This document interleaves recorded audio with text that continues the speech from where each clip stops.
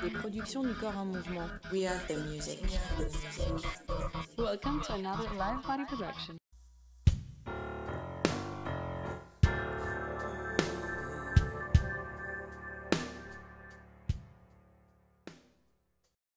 All right, let's ask another reader question. This one's from Karen Plumley. When I begin one of your novels, I lose myself completely in the story. It takes me days to come back. As an author, how do you come back or reclaim your soul after the novel's completed? Well, because I don't leave. See, I don't transport myself to any place to write what I write. All I need is really a good memory. Because when I started out as an investigator, they didn't have these tiny little microphones you could carry around. They didn't have tape recorders you could put up your sleeve. It had to be here.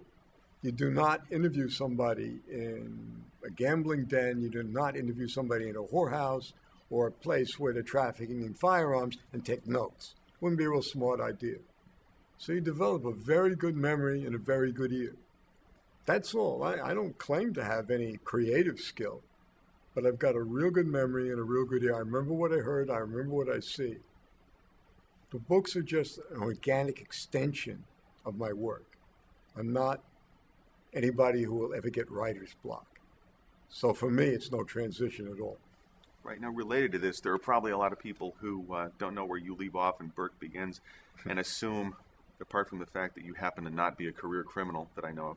I am a lawyer, so that's, kind of a thin line. Well, I'm a journalist, and nobody's going to win There this you go. competition. That's right. People tend to make this, what's the term for it? Authorial fallacy? I can't remember the term of it. But I never heard the term for it. Okay, but they assume that you're like Burke or vice versa, and maybe you could unpack that a little bit.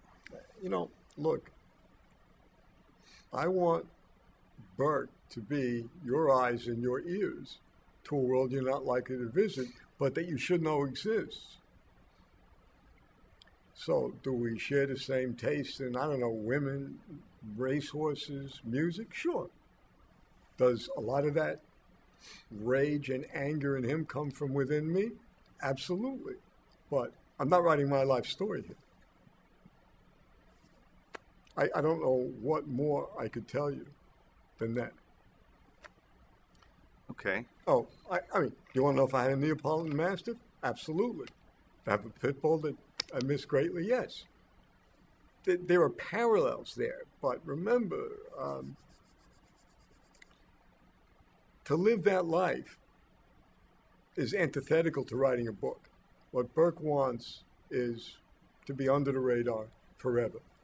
He doesn't trust anybody in the citizen world. He doesn't want to be part of it. It's a world I can navigate on both sides of the fence.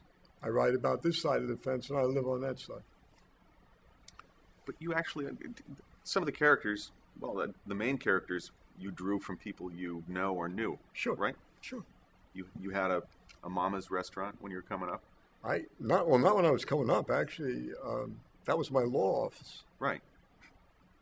Yeah. I'm not saying that they're not based on fact. Mm-hmm. I'm not saying that there isn't a foundational truth to everything in there. I am saying that I've certainly taken characteristics of one person and characteristics of another that I know and done this to make one. Sure. And of course, I'm not going to write about anybody who's still alive and discuss criminal conduct. That just would be a wrong thing on my part to reveal that with which I've been entrusted. But no, I don't have to search around for inspiration for anybody, no. Okay.